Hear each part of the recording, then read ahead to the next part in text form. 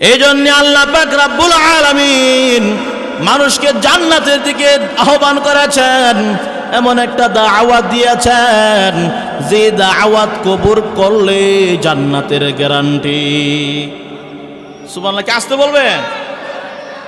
যেই দাওয়াত আল্লাহ পাক আমাদেরকে দিয়েছেন ওই দাওয়াত যদি আমরা গ্রহণ করতে পারি, আল্লাহ পাক বলেন তোমার মৃত্যুবরণ করতে বান্দা দেরি হবে গো, আমি আল্লাহ তাআলা তোমাকে জান্নাতে প্রবেশ করাতে দেরি করব না। আল্লাহ পাক আমার তেলাওয়াতকৃত আয়াতের মধ্যে বলেন, ইয়া আইয়ুহাল্লাযীনা আমানু তুবু ইলাল্লাহ তাওবাতান নাসুহা। আমি আল্লাহ তাআলা তোমাদেরকে ডাক দিলাম, ও আমার বান্দা বান্দিরা, ও ঈমানদার মুমিন পুরুষ এবং নারীরা, তোমরা শুনো, আমি আল্লাহ তাআলা তোমাদেরকে তাওবার দিকে ডাক দিলাম। বান্দা তওবা করো, তওবা করো, তওবা যদি করতে পারো, তওবার মতো তওবা, তওবাতুন নাসুহা, খাঁটি তওবা যদি তুমি করতে পারো, আমি আল্লাহ তাআলা তোমার জিন্দেগীর গুনাহ মাফ করাইয়া দিব। শুধু জিন্দেগীর গুনাহ মাফ করাবো এমনটা না, বলে আসা রাব্বুকুম আইয়ুকাফিরু আনকুম সাইয়্যাতিকুম ওয়া ইউদখিলাকুম জান্নাত। আমি আল্লাহ তাআলা তোমাকে চিরস্থায়ী সুখের ঠিকানা জান্নাতুল ফিরদাউসের মেহমান তোমাকে বানায়া দিব। ইয়া ইলাহি তো মেরা মাবুদ হয়, ইয়া ইলাহি তো মেরা মাশুক হয়, जन्नत दो ज़ख से या रब किया करो, आरज़ू है मैं तुझे देखा करो। अत्ताइबु मिनज़्ज़म्बि कमन ला ज़म्ब लह, औ कमा क़ालन नबिय्यु अलैहि स्सलातु वस्सलाम। हस्बी अल्लाह ला इलाहा गैरुहु व नबी मुहम्मद मुस्तफ़ाहु, दीनी अल इस्लाम दीनु मौक़हु, अर्जु कुफ़रानन अफ़वन इंदहु। मुक़्तदा या नबियुन व सहबुहु, नुजूमुन लिल हिदाया फी ज़माहु, ला इलाहा इल्लल्लाह, ला इलाहा इल्लल्लाह। मुहम्मদের সাথে সকলে জুড়ে লা ইলাহা ইল্লাল্লাহ, লা ইলাহা ইল্লাল্লাহ। হাতে করো হাতের কাম, পায়ে করো পায়ের কাম, হাতে করো হাতের কাম, পায়ে করো পায়ের কাম। জবানে শুধু বলো হে মুমিন, জবানে শুধু বলো হে মুমিন, আল্লাহ তাআলার জাতি নাম লা। মুহাব্বতের সাথে ইল্লাল্লাহ, লা ইলাহা ইল্লাল্লাহ, লা ইলাহা ইল্লাল্লাহ, লা ইলাহা ইল্লাল্লাহু মুহাম্মাদুর রাসূলুল্লাহ সাল্লাল্লাহু আলাইহি ওয়াসাল্লাম। আলহামদুলিল্লাহ, কাহেতুরা দক্ষিণ পাড়া বাইতুল মামুর পাঞ্জেগানা মসজিদ ও যুবকবৃন্দের উদ্যোগে আজকের ইসলামী মহাসম্মেলনের শ্রদ্ধাভাজন সম্মানিত সভাপতি সাহেব, দূর দূরান্ত থেকে আগত আল্লাহ পাকের আশিকিন, জাকিরিন, শাকিরিন, মুহিব্বিন, মুরব্বিন, আওয়াম, কলেজার টুকরা, আমার সমবয়সী যুবক বন্ধুগণ, স্নেহের ছোট ভাই, পর্দার আড়ালে অবস্থানরত শ্রদ্ধেয় সম্মানিত মা ও বোনেরা, সৃষ্টির স্রষ্টা মহান আল্লাহ রাব্বুল আলামিনের দরবারে আমরা কালিমাত ও শুকর উচ্চারণ করি।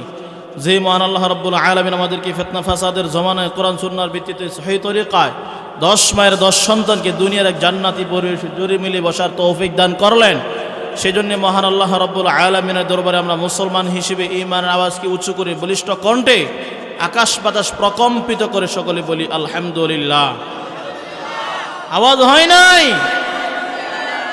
আওয়াজ তুলতে হবে শাহজালাল মুজাররিদি ইয়ামানির আওয়াজ দিতে হযরত ওমর রাদিয়াল্লাহু আনহুর মতো আওয়াজ দিতে হবে।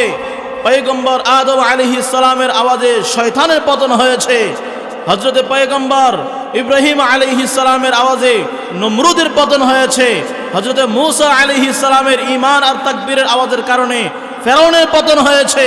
আমার আপনার কলিজার টুকরা নবী সাইয়্যিদুল মুরসালিন, খাতামুন নবিয়্যিন, সাইয়্যিদুস সাকলাইন, ইমামুল মুরসালিন, শাফি আযম, রাসূল আকরাম, ফখরুল আলম, নবিয়্যুল আরবিয়ুল আজম, হাবিবে কিবরিয়া, আশরাফুল আম্বিয়া, সাইয়্যিদুল আম্বিয়া, আফতাবে নবুওয়াত, ফখর মাওজুদাত, সাইয়্যিদুল মাখলুকাত, প্যারা নবী মুহাম্মদুর রাসূলুল্লাহ সাল্লাল্লাহু আলাইহি ওয়াসাল্লামের আওয়াজের কারণে মক্কার মুশরিক আর বেদিনদের পতন হয়েছে। কথা বলেন ঠিক কিনা? সেই মুসলমানের আওয়াজ যদি আজও আমরা দিতে পারি, তাহলে বাংলার জমিনের সকল নাস্তিক মুরতাদগুলি মুসলমানের নাকের সামনে ডাকায় মাথা নত করতে হবে, বাধ্য হবে। কথা বলেন ঠিক কিনা?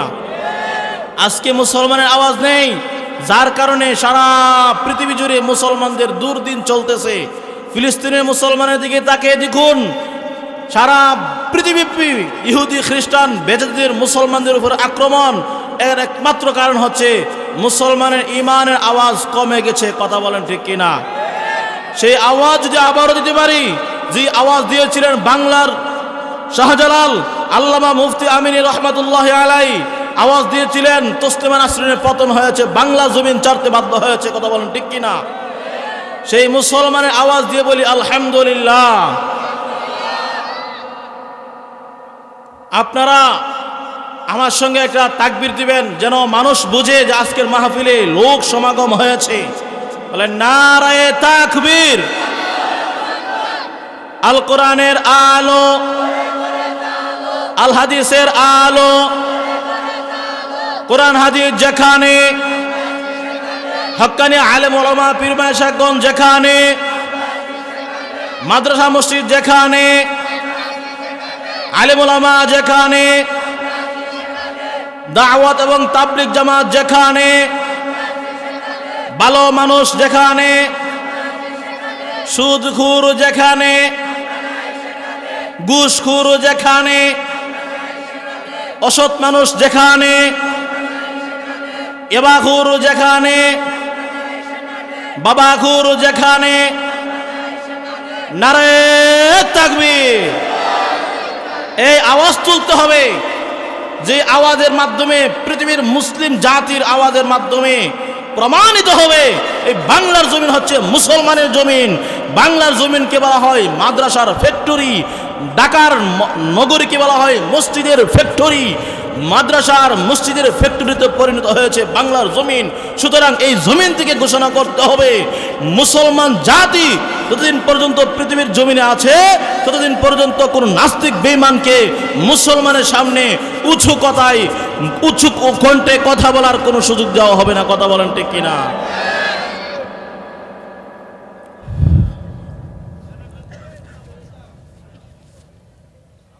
দমানো সম্ভব হবে না। এক আল্লামা আহমদ শফি লোকান্তরে লক্ষ লক্ষ আহমদ শফি ঘরে ঘরে। কথা বলেন ঠিক কিনা? আওয়ামী লীগের ভাইরা বলেন এক মুজিব লোকান্তরে লক্ষ মুজিব ঘরে ঘরে। বিএনপির ভাইরা বলেন এক জিয়া লোকান্তরে লক্ষ জিয়া ঘরে ঘরে। তাহলে আলেম ওলামা কি জঙ্গলে জঙ্গলে নাকি? কথা বলেন। এক আল্লামা জুবাইর আনসারী লোকান্তরে লক্ষ আনসারী ঘরে ঘরে। কথা বলেন ঠিক কিনা? একজনের বাবনগরী লোকান্তরে লক্ষ লক্ষ জুরেদ বাবনগরী আল্লাহ তাআলা ঘরে ঘরে তৈরি করে দেবেন। কথা বলেন ঠিক কিনা? সুতরাং আমাদেরকে সেই ঈমানের আওয়াজ তুলতে হবে। তাহলে পৃথিবীর সমস্ত বেঈমান বেঈমানদের অন্তরে কম্পন সৃষ্টি করতে হবে যে এই কাহেতুরা দক্ষিণ পাড়ার মুসলমানেরা রাত 12টা 1টা নয়, আর যখন কোরআনের আওয়াজ হবে তখনই তারা কোরআনের জন্য জীবন কুরবানি করতে রাজি হয়ে যাবে। কথা বলেন ঠিক কিনা? এই জন্য আল্লাহ পাক রব্বুল আলামিন বলেন, ও বিশ্ব জগতের মানুষেরা, তোমরা আমি আল্লাহ তাআলার শুকর আদায় করো। পৃথিবীর সমস্ত গাছগুলিকে যদি তোমরা কলম বানাও, আর সমস্ত খাল বিল পুকুরের সাগরের পানিকে যদি তোমরা কলমের কালি বানাও, আর একজন আমি আল্লাহ তাআলার নিয়ামতের গণনা লিখতে শুরু করে দেয়, ওই কলমের কালি শেষ হয়ে যাবে, লেখকের মরণ হয়ে যাবে, কিন্তু আমি আল্লাহ তাআলা এত পরিমাণ নিয়ামত দান করলাম, ওই নিয়ামতের গণনা তোমরা শেষ করতে পারবা না। সুবহানাল্লাহ কি বাড়িতে গিয়ে বলবেন? আর একটু আসতে বলেন সুবহানাল্লাহ। অর্থ কি? আল্লাহ অতি পবিত্র। আল্লাহ কি সাধারণ পবিত্র? অতি পবিত্র। কথা বলেন। সুবহানাল্লাহ শব্দের অর্থ হচ্ছে আল্লাহ অতি পবিত্র। আল্লাহ বলেন, যে বান্দা সুবহানাল্লাহর ঘোষণা করে দিয়েছে আমি আল্লাহ তাআলা অতি পবিত্র, আমি আল্লাহ তাআলা ওই বান্দাকে গুনাহ থেকে পবিত্র বানায় দেব। আর একটু জোরে বলেন না। আল্লাহ পাক রব্বুল আলামিন আমাদেরকে এমন একজন নবীর উম্মত বানাইয়াছেন যে নবীর আগে অন্য কোন নবী জান্নাতে প্রবেশ করা হারাম। আর পাঁচটা বলেন সুবহানাল্লাহ। আল্লাহ পাক রব্বুল আলামিন আমাদেরকে এমন একজন নবীর উম্মত বানাইয়াছেন যে নবীর উম্মতের আগে অন্য কোন নবীর উম্মত জান্নাতে প্রবেশ করা হারাম। লক্ষ্য করে দেখেন, কিয়ামতের কঠিন ময়দানে হযরত আদম আলাইহিস সালাম জান্নাতের গেটে গিয়া বলবেন, ইফতাহিল বাব, ইফতাহিল বাব, ও জান্নাতের দারোয়ান, জান্নাতের গেটটা খুলে দাও, জান্নাতের গেটটা খুলে দাও। প্রশ্ন হবে, কে গো আপনি কে? আদম আলাইহিস সালাম বলবেন, আনা আদম সফিউল্লাহ। বলে, না না, আপনার জন্য জান্নাতের গেট খোলা হবে না। এবার চলে যাবেন পয়গম্বর নূহ আলাইহিস সালাম। নূহ আলাইহিস সালাম গিয়া বলবেন, ও জান্নাতের দারোয়ান, জান্নাতের গেটটা খুলে দাও, জান্নাতের গেটটা খুলে দাও। প্রশ্ন হবে, কে আপনি, কে আপনি? বলে, আনা নূহ নবিয়ুল্লাহ। বলে, না না, আপনার জন্য জান্নাতের গেট খোলা হবে না। এবার চলে যাবেন পয়গম্বর ইব্রাহিম খলিলুল্লাহ। ইফতাহিল বাব, ইফতাহিল বাব, জান্নাতের গেটটা খুলে দাও। কে গো আপনি, কে গো আপনি? বলে, আনা ইব্রাহিম খলিলুল্লাহ। না না, আপনার জন্য জান্নাতের গেট খোলা হবে না। এবার চলে যাবেন পয়গম্বর মুসা কালিমুল্লাহ। মুসা কালিমুল্লাহ গিয়া বলবেন, ইফতাহিল বাব, ইফতাহিল বাব, জান্নাতের গেটটা খুলে দাও। প্রশ্ন হবে, কে আপনি, কে আপনি? মুসা আলাইহিস সালাম বলবেন, আমি আল্লাহ তাআলার পয়গম্বর মুসা কালিমুল্লাহ। বলে, না না, আপনার জন্য জান্নাতের গেট খোলা হবে না। এবার চলে যাবেন পয়গম্বর ঈসা রূহুল্লাহ। গিয়া বলবেন, ইফতাহিল বাব, ইফতাহিল বাব, জান্নাতের গেটটা খুলে দাও। প্রশ্ন হবে, কে আপনি, কে আপনি? ঈসা আলাইহিস সালাম বলবেন, আনা ঈসা রূহুল্লাহ। বলে, না না, আপনার জন্য তো জান্নাতের গেট খোলা হবে না। প্রশ্ন হবে, তাহলে কার জন্য জান্নাতের গেট খোলা হবে?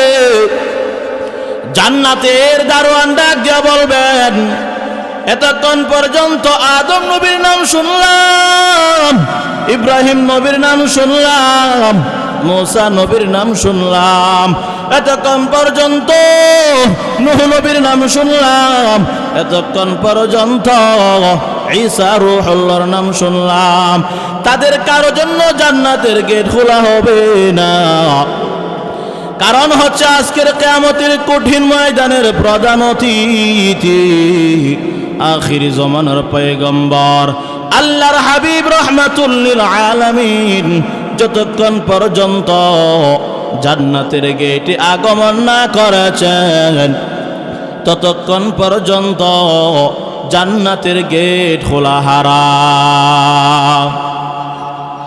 ইমামুল আউয়ালিন আল আখিরিন বহর সাদকা রাহমাতাল লিল আলামিন সাইয়্যিদুল কাউনাইন খাতামুল মুরসালিন আখিরা মুদবুদ ফখরুল আউয়ালিন শুধু আজুদাস রাহমাতাল লিল আলামিন মসজিদে ও শুধু হামারো এ জমিন।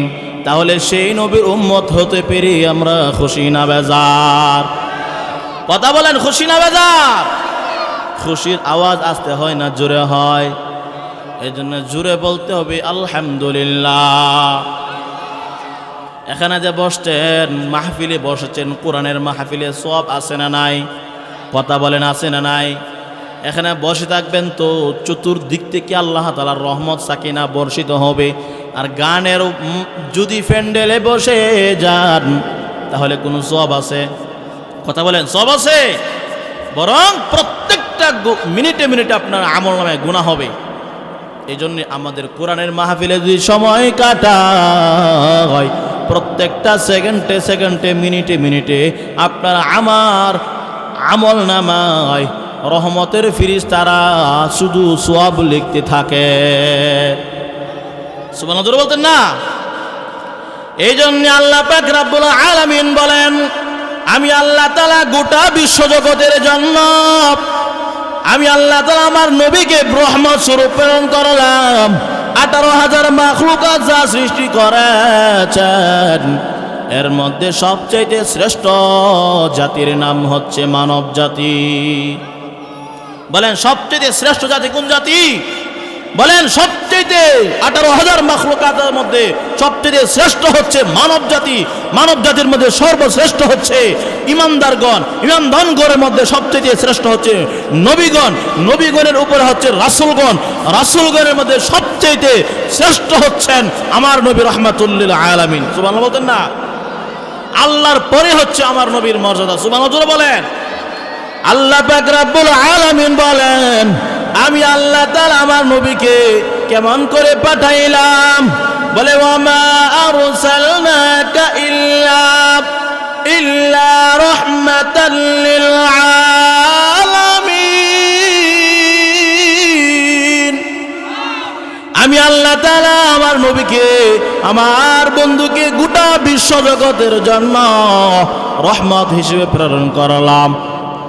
আর আমার নবীকে আমি আল্লাহ তাআলা কোরআন দান করলাম। সবচেয়ে শ্রেষ্ঠ গ্রন্থের নাম হচ্ছে আল কোরআন। আল্লাহ পাক আপনারা দয়া করে, আমি তো বলতে পারবো না, আপনারা কষ্ট করে একটু একজন একজন করে একটু চাপিয়ে বসলে ভালো হবে। জায়গা সংকলন হচ্ছে না। মাশাআল্লাহ, আল্লাহ পাক কোরআনে বলেন ওয়াইদা কিলা লাকুম শুজু ফানশুজু, অর্থাৎ ফাফসাহু ইয়াফসাহিল্লাহু লাকুম। তোমরা যখন কোরআনের ময়দানে বসো, কোরআনের মাহফিলে বসো, তখন তোমরা জায়গাকে প্রশস্ত করে দাও, একজনকে বসার জায়গা করে দাও, বড় করে দাও জায়গা, তাহলে তোমাদের কবরে হাসরে ফুলসিরাতে তোমাদের জায়গা বড় করে যাবে। সুবহানাল্লাহ বলতেন না?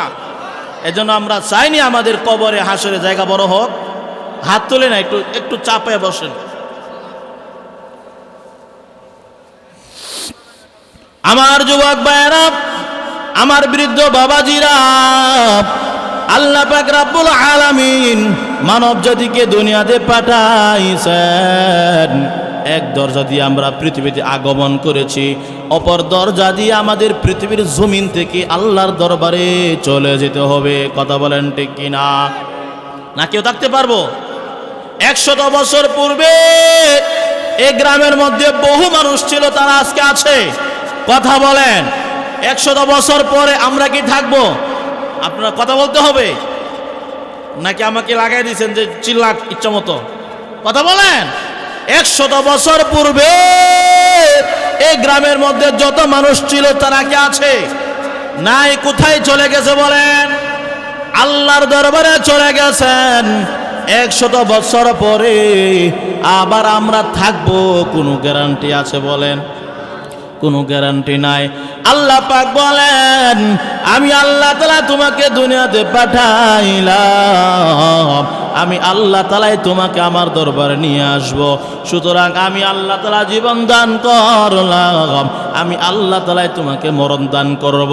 সুতরাং মাঝখানে জিন্দেগি বান্দা আমি আল্লাহ তাআলার হুকুম মতেই তোমার কাটাতে হবে। কথা বলেন ঠিক কিনা? মাঝখানে জিন্দেগি শয়তানের গোলামি নয়, কার গোলামি? কথা বলেন। আমাদের হায়াতের মালিককে, মৌতের মালিককে, রিজিকের মালিককে, সুস্থ রাখার মালিককে, অসুস্থ রাখার মালিককে, পাতলা পায়খানা দেওয়ার মালিককে।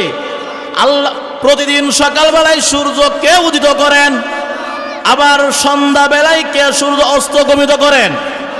আমাদের হায়াতের মালিককে, মৌতের মালিককে। এই কথাটাই আল্লাহ পাক রব্বুল আলামিন কোরআনে বলেন, কুল ইন্না সলাতি ওয়া নুসুকি ওয়া মাহইয়ায়া ওয়া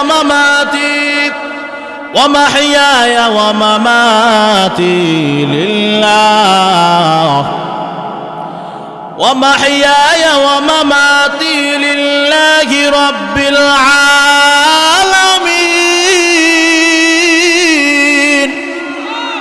আল্লাহ পাক রব্বুল আলামিন বলেন, ওগো আমার নবী, আপনি ঘোষণা করে দেন, নিশ্চয়ই আমার নামাজ, আমার রোজা, আমার জীবন এবং মরণ একমাত্র আল্লাহ রাব্বুল আলামিনের জন্য।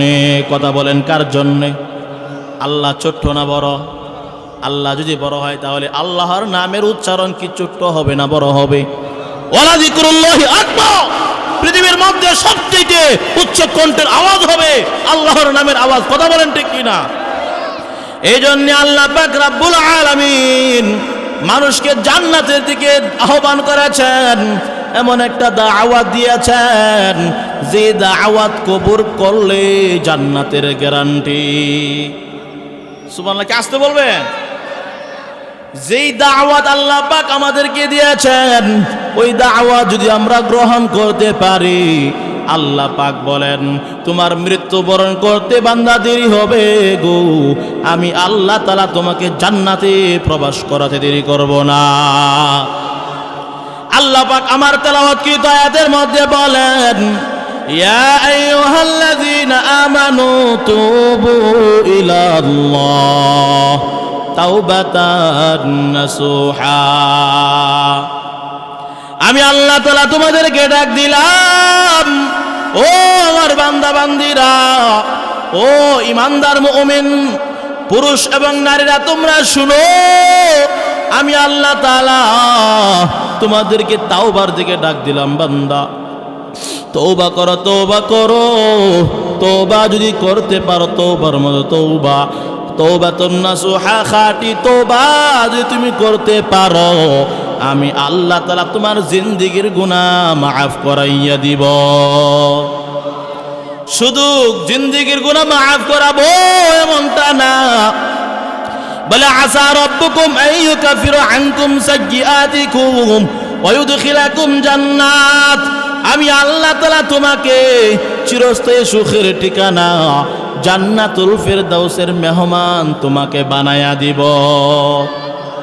ইয়া ইলাহি তো মেরা মাবুদ হয়, ইয়া ইলাহি তো মেরা মাশূক হয়, जन्नत दो ज़ख से या रब किया करो, आरज़ू है मैं तुझे देखा करो। तौबा करले फजिলত আছে না নাই? কথা বলেন আছে না নাই? আপনাদের সামনে বলবো না, কষ্ট হবে, একটা ঘটনা বলবো, কথা বলেন, বলবো। আল্লাহর পয়গম্বর মূসা আলাইহিস সালামের জমানায় বৃষ্টি নাই, বৃষ্টি নাই। মিশরের কওমের লোকেরা পয়গম্বর মূসা আলাইহিস সালামকে গিয়ে বললেন, ও আল্লাহর পয়গম্বর মূসা আলাইহিস সালাম, মিশরের জমিনে বৃষ্টি নাই, বৃষ্টি নাই। আল্লাহর কাছে বলুন, আল্লাহ পাক যেন বৃষ্টি দিয়া দেয়।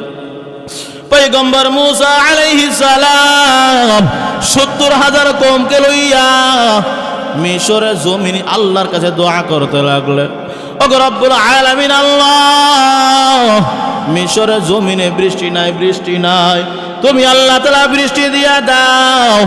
আল্লাহ পাক রব্বুল আলামিন ডাক দিয়ে বললেন, ও পয়গম্বর মূসা, এই কওমের ভিতরে একজন গুনাহগার আছে, গুনাহগার। ওই বান্দা যতক্ষণ পর্যন্ত আমি আল্লাহ তাআলা দরবারে তওবা না করবে, আমি আল্লাহ তাআলা ততক্ষণ পর্যন্ত তুমি মুসার দোয়া কবুল করব না। সুবহানাল্লাহ। কি বাড়ি গিয়ে বলবেন? আর একটু জোরে বলেন না।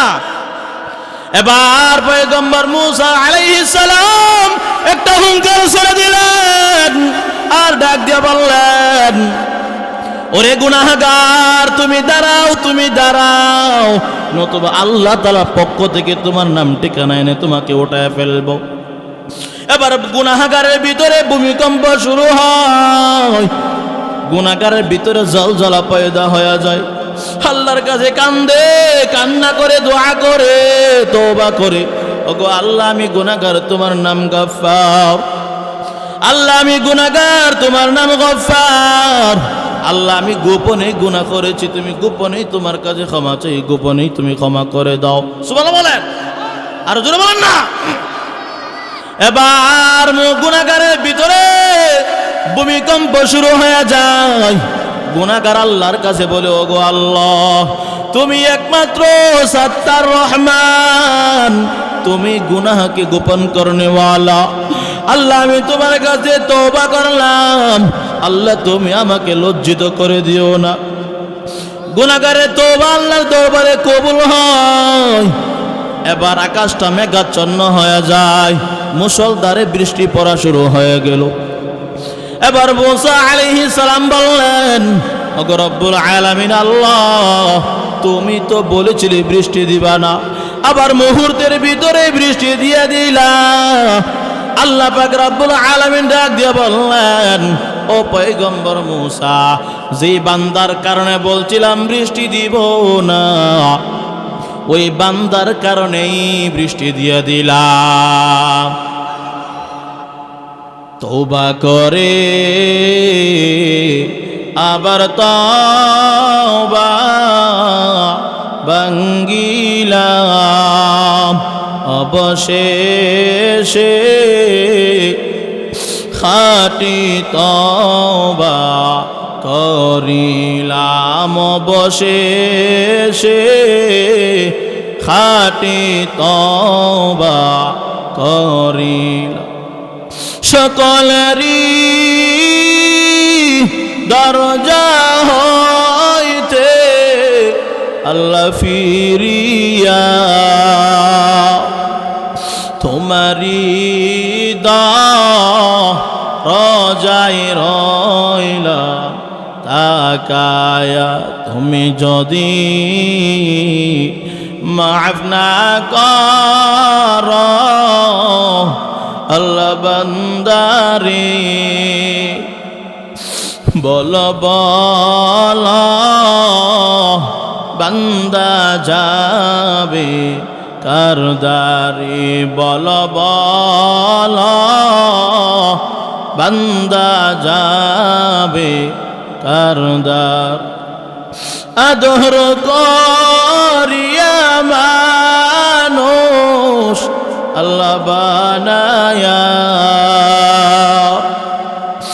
আদর করিয়া মানুষ আল্লাহ বানায়া। কেমনে দিবা জাহান্নামে ফেলিয়া, কেমনে দিবা জাহান্নামে ফেলিয়া। বলেন না, বান্দা যখন জাহান্নামে জ্বলিবে গো মাবুদ কেমনে চায়া দেখি গো মাওলা কেমনে চায়া দেখি সাপে কাটবে গর্জন মারবে কবরে আর কত আযাব হবে কবরে। আল্লাহ নবী বলেন আমি নবীজি দোয়া করতাম আল্লাহ পাক কবরের আযাব দেখাইয়া দিতেন। যদি কবরের আযাব দেখতে পাইতাম আল্লাহ তাদাফানু তাহলে তোমার মাতা পিতা বংশের লোককে কবরস্থানে নিয়ে যেতেন না। সুবহানাল্লাহ বলতেন না? আল্লাহর পয়গম্বর রাহমাতুল লিল আলামিনের জামাতা হযরত উসমান রাদিয়াল্লাহু আনহু কবরের পাশে তিনি দাঁড়াইয়া এত ক্রন্দন করতেন, এত কান্না করতেন, কান্না করতে করতে উনার দাড়ি মুবারক পর্যন্ত ভিজে যাইত। আর আমরা কবরের পাশে গিয়ে বিড়ি টানি, এমন লোক আছে না নাই? কবরের পাশে কবর খনন করতেছি, আরেকবারের নামে বদনামও করতেছি। কথা বলেন আছে না নাই? আমরা কবর আযাব দেখি না, কিন্তু আমাদের পরিবর্তন নাই। প্রতিদিন ইন্না লিল্লাহির আওয়াজ আছে না নাই? কথা বলেন। এই মাহফিল থেকে উঠে আমি আজকে বাড়িতে ফেরতে পারবো কোনো গ্যারান্টি আছে? কথা বলেন। কোনো গ্যারান্টি নাই। তাহলে আমাদের কিসের অহংকার? কেন এত অহংকার? আল্লাহর নবী বলেন কবর হচ্ছে আখিরাতের ঘাটি সমূহের মধ্যে সবচাইতে প্রথম ঘাটি। যে উম্মত কবরের আযাব থেকে মুক্তি পাইল বাকি ঘাটি সমূহ থেকে সে মুক্তি পাওয়া যাবে। সুবহানাল্লাহ বলতেন না? আর কিছু বলেন না? এই জন্য আমার যুবক ভাইরা, আমার বৃদ্ধ বাবারা, তওবা করলে কেমন খুশি হন, কেমন খুশি হন বলবো না? কষ্ট হচ্ছে? মুসলিম শরীফের হাদিস, আল্লাহর নবী আল্লাহর নবী রাহমাতুল লিল আলামিন বলেন তওবা করলে কেমন খুশি হন। এক ব্যক্তি তার গুড়া এবং তার খাবার পত্র সহ সে সফরে রওনা দিয়েছে, গুড়া এবং খাবার পত্র সহ সব হারিয়ে গেল।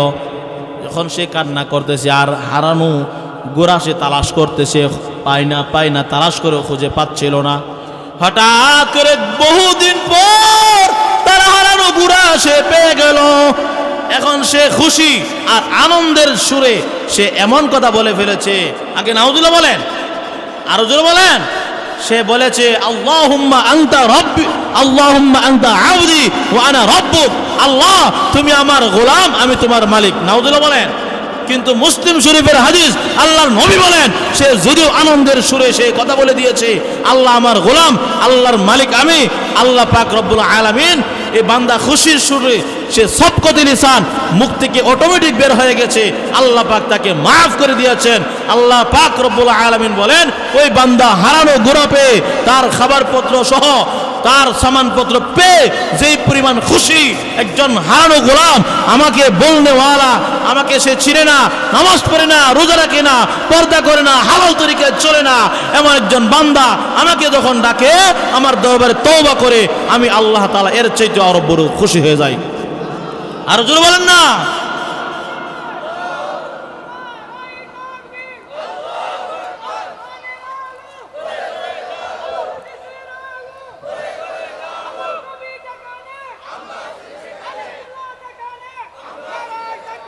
এই জন্য আমার যুবক ভাইদেরকে বলবো, আপনারা যদি বলেন পায়ে ধরতে পাও ধরতে রাজি আছি, আমি আপনাদেরকে বলবো আল্লাহ আমার খালেক, আল্লাহ আমার রাজেক, আল্লাহ আমার সৃষ্টি করতে ওয়ালা, সৃষ্টিকর্তার হুকুমের বিরুদ্ধে আমি যাব না। আমার মরণ হবে, আমার লাশ টুকরো টুকরো হবে, কিন্তু আল্লাহর নবীর বিরুদ্ধে আমি চলবো না। রাজি আছি না নাই? এই তওবা যে করতে পারি, শর্ত হচ্ছে তিনটা, শেষ করে দিচ্ছি। এক নাম্বার শর্ত হচ্ছে আল্লাহর কাছে গুনার জন্য আমি যা ভবিষ্যতে অতীতে গুনাহ করেছি এই গুনার জন্য লজ্জিত হওয়া। আল্লাহ আমি ভুল করেছি, আসলে তোমার হুকুম নামাজ রোজা বহু হারাম আমি কাজ করেছি, আল্লাহ আমি লজ্জিত অনুতপ্ত হইলাম, আমি আর গুনাহ করব না। লজ্জিত হতে হবে এক নাম্বার। দুই নাম্বার, ভবিষ্যতে আমি আর আল্লাহর বিরুদ্ধে যাব না, আল্লাহকে বেজার করব। কথা বলেন, বেজার করব। তৃতীয় নাম্বার হচ্ছে শর্ত, বান্দার হক থাকলে সেটাও আদায় করে দেওয়া।